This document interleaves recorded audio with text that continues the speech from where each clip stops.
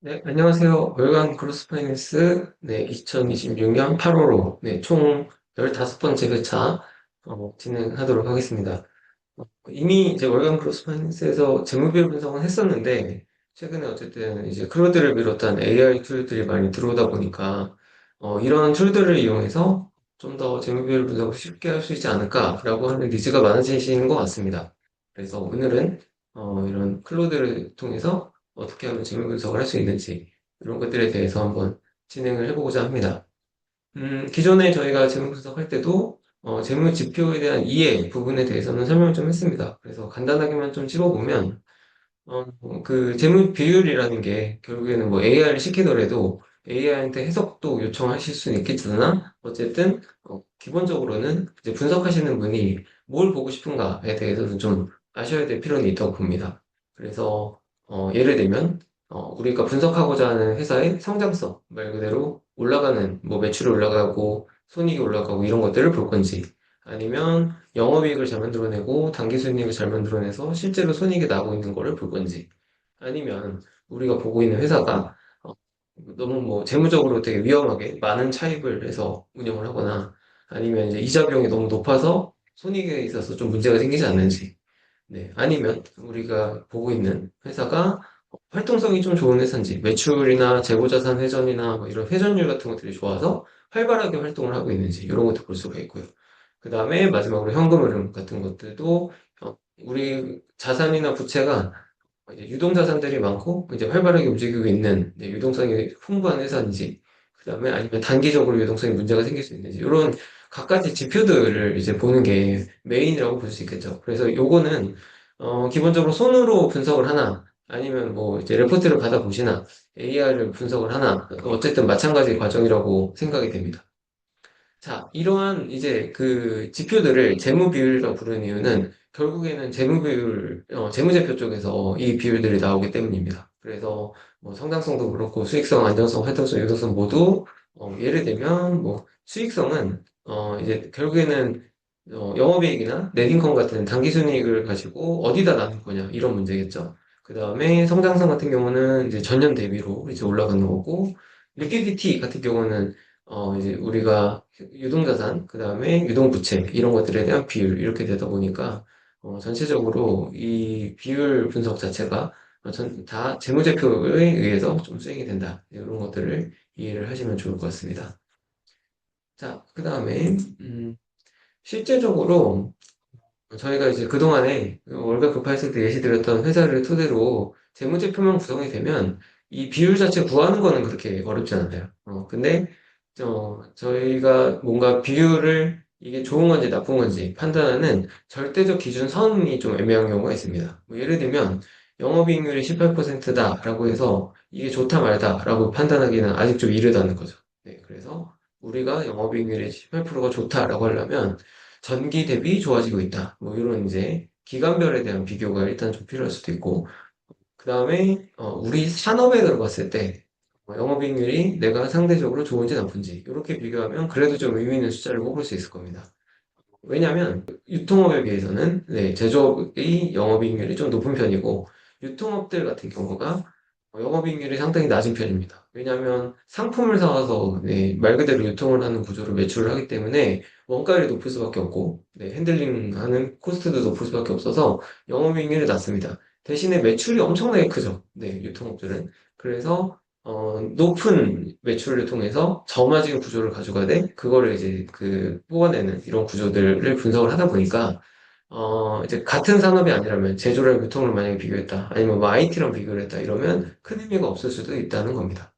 그래서 이제 AI를 쓰는 이유가 우리가 이런 재무제표를 힘들게 분석을 했는데도 불구하고 뭔가 의미를 좀 찾으려면 외부에 우리랑 이제 비교할 수 있는 대상들이랑 좀 비교를 해보고 이런 과정들이 좀 필요할 수밖에 없겠죠. 그래서 그래도 만약에 과거에는 그런 회사들을 다 재무제표 같은 것들을 다 끌어모아서 이러한 작업들을 하나하나 분석을 했다면 이제는 그래도 AI에 있어서 쉽게 뭔가 재무비율 분석을 할 수 있지 않을까 이런 관점에서 접근을 하시면 AI 활용을 잘 할 수 있다라고 보시면 되겠습니다. 자, 그러면 일단 기본적으로 재무 비율 자체는 그동안에도 꼭 손으로 구하지 않더라도 이렇게 상장사들 같은 경우는 뭐 네이버 증권 아니면 HTS 뭐 이런 데서 이런 재무 비율들을 확인을 하실 수가 있었습니다. 그래서 뭐 이런 것들을 활용하는 것도 좋긴 하지만 일단은 이제 오늘은 좀 본격적으로 클로드를 좀 써서 우리 회사랑 비교할 수 있는 AI 기업들이 뭐가 있는지에 대해서 한번 체크를 해보도록 하겠습니다. 사실 AI를 쓰는 건 되게 간단해. 네, 그래서 AI를 돌려놓고 여러 가지 질문이 되는 것들에 대해서 확인만 해주면 되긴 하는데, 이 과정들을 통해서 이제 우리가 뭘 얻어야 되고, 어떻게 해석해야 되고, 이런 것들을 체크해 보는 게 중요할 것 같습니다. 자, 그러면 본격적으로 클로드를 열고요. 여기에 아주 간단하게, 자, 나는 화장품 산업에 대해서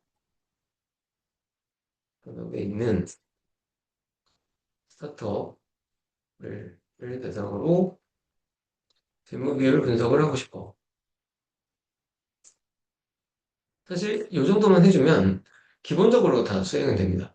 네, 그래서 물론 이 클로드를 이제 돌아가기 전에 뭐 예를 들면 지침을 좀 세팅한다든지 아니면 스킬을 좀 넣어놓는다든지 뭐 이렇게 해서 좀 더 좋은 결과를 미리 뽑도록 하는 것도 가능하긴 하지만 워낙 이 재무비율 분석이라고 하는 것들은 어, 일단 기본적으로 저나 뭐 이런 이제 회계를 하시는 분들이 워낙 많은 재무 비율을 하다 보니까 어, 기본적인 재무 비율 분석은 어느 정도 돼서 나온다고 보시면 될 것 같아요. 그래서 이 중에서 우리가 지금처럼 분석 대상 기업을 선정을 하거나 아니면 분석 대상 지표를 좀 바꿔주거나 이런 세팅만 하면 결과물 뽑는 것 자체는 AI가 충분히 잘 한다고 보시면 될 것 같습니다. 자, 그래서 일단은 전체 비율을 추천을 할게요. 그래서 실행을 해보겠습니다. 일단 엑셀로 줘. 네, 이렇게 하면 전체적으로 이 결과가 돌아가게 됩니다. 지금 한 1, 2분 정도 먼저 돌았는데요. 이렇게 중간중간에 이런 허용을 좀 원하는 경우가 있습니다. 무슨 얘기냐면 얘네들도 재무비율이나 이런 재무 데이터를 가져와야 되니까 네이버 증권이나 아니면 이제 유료DB들 뭐 그런 것들도 하고 아니면 이후에 조금 더 디테일한 결과를 뽑아야 된다라고 하면 공식 사이트를 원하는 경우가 있어요. 뭐 다트, 네, 우리 금감원에서 운영하는 전자공시 시스템 이런 데에서 요구를 하는 경우가 있습니다. 그래서 그런 것들을 이제 허용을 해주셔야 이게 정확하게 좀 연결된다 보면 되겠고 최근에는 뭐 오늘 여기서 다룰 건 아니지만 이 여기 보시면 설정에서 이 커넥터들이 있습니다. 이 커넥터가 MCP들인데 뭐 예를 들면 FMP 이런 것도 저도 이미 좀 연결되어 있죠. 그래서 이런 뭔가 파이낸스의 정보를 다룰 수 있는 MCP를 열어놓은 네, 그 사이트랑 연결을 하면 이런 것들을 좀 원활하게 가져올 수 있게 점점 더 늘어나고 있다. 네, 이런 것들도 이해를 하시면 좋을 것 같습니다. 네, 계속 그러면 분석을 진행하고 또 설명을 드려보겠습니다. 네, 자, 이제, 오퍼스 요 기준으로 한 5분 정도, 네, 아까 제가 잠깐 연결시킨 다음에 5분 정도 추가 작업을 했습니다. 자, 네, 스타트 5개사를 선정을 해서 이제 상장사를 선정한 것 같고요. 그 다음에 몇 가지 이제 AI가 분석도 해줍니다. 그래서 양극화가 되고 있다. 어떤 데는 잘 되고 있고, 어떤 데는 좀 안 되고 있다. 뭐 이런 얘기도 하고 있고요. 그 다음에 기업의 문제는 이 산업 자체가 화장품이 아시다시피 워낙 마케팅이 심한 회사다 보니까 이런 관점에서 문제점도 제기를 하고 있습니다. 네, 모델이 좀 달라서 뭐 수익성 비교도 문제가 있다. 이런 우리가 뭔가 이렇게 지시하지 않았던 네, 것도 AI가 어느 정도는 커버를 해주는 것 같아요. 네, 도출된 결과를 엑셀 파일을 열어서 한번 체크해 보도록 하겠습니다. 자, 엑셀 파일 열어보면 원본 데이터가 들어가 있고요. 24년과 25년이 일단 잘 들어온 걸 확인할 수가 있습니다.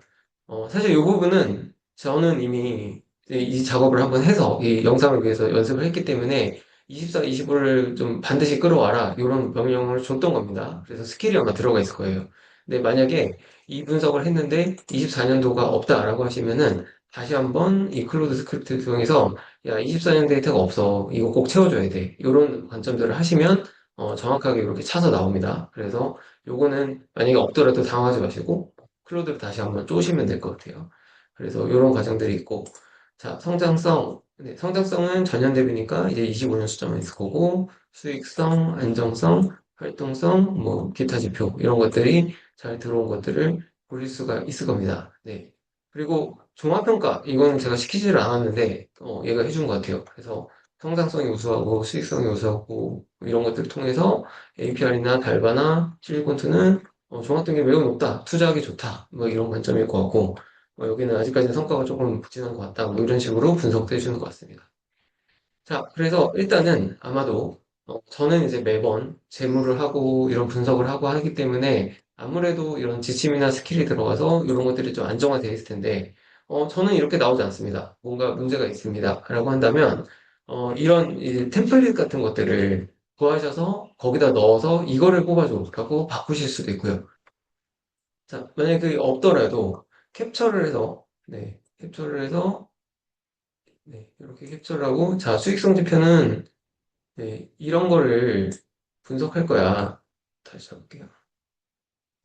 네, 수익성 지표는 나는 이런 거를 분석할 거야. 네, 라고 해서 이렇게 넣어서 클로드에 네, 이렇게 넣어주셔도 네, 요거를 토대로 또 분석을 할 수 있다는 거죠. 네, 그래서 꼭 엑셀 파일이 없더라도 이제 보이는 이런 그 우수한 네, 뭔가 따라하고 싶은 벤치마크 하고 싶은 분석 툴이 있으면은 그거를 통해서 클로드한테 학습을 시켜줘도 그림으로 넣어도 네, 이 틀을 만들어서 분석을 할 수 있다는 겁니다.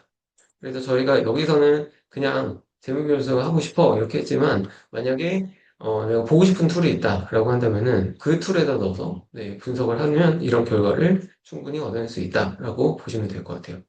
그래서 저희가 앞서서 이제 간단하게 이론적으로 설명했던 성장성이 어떻고 수익성이 어떻고 활동성이 어떻고 안정성이 어떻고 그런 것들도 되고 그다음에 뭐 기타 지표 제가 다른 설명했던 룰 오브 40 뭐 이런 것들도 뽑아낼 수 있고 뭐 런웨이도 일단 뽑을 수 있겠죠. 여긴 대부분 지금 수익이 나고 있으니까 런웨이는 안 나오겠지만 그런 것들 뭐 이제 투자 관리 지표들 이런 것까지 AI가 충분히 뽑아주기 때문에 이 과정들을 이제 AI가 대신해서 저희를 도와주고 있다. 네, 요 관점들을 기억해 놓으셨다가 활용해 보시면 좋을 것 같습니다.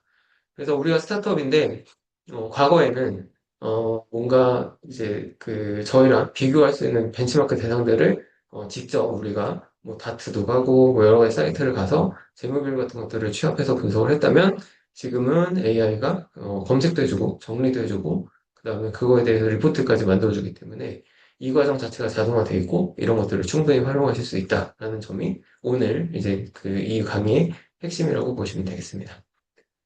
자, 저희 크로스파이낸스는 그동안에 뭐 여러 가지 이제 재무 관련된 이론들 같은 경우를 많이 소개를 해드렸는데 앞으로 이제 이론들의 확장뿐만 아니라 이런 식으로 AI에 관련돼서 어떻게 활용하는지에 대한 실무적 예시들도 계속 올릴 예정입니다. 그래서 저희 사이트 많이 관심 가져주시고 네, 계속 좋은 콘텐츠를 만들 수 있도록 노력해 보도록 하겠습니다. 감사합니다.